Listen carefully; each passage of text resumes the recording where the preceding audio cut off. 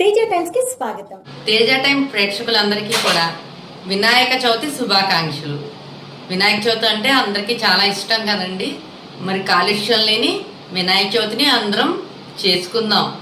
మట్టి వినాయకుడిని పూజిద్దామండి. ఆ మట్టిని కాలువలో కలపడం ద్వారా ఎటువంటి కాలుష్యం ఉండదు. అలాగే మన పెద్దలు 21 పత్రులతో పూజించమన్నారు వినాయకుడిని.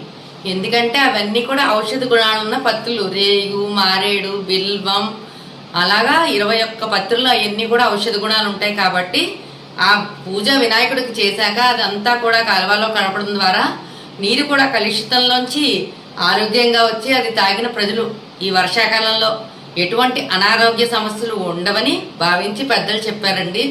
పెద్దలు చెప్పినవన్నీ కూడా మనం పాటిస్తే అందరం కూడా ఎప్పుడు ఆరోగ్యంగా ఉంటాం. ఆనందకరమైన ఎన్నో వినాయక చవితుల్ని చేసుకుందాం. అందరికీ వినాయక చవితి శుభాకాంక్షలు.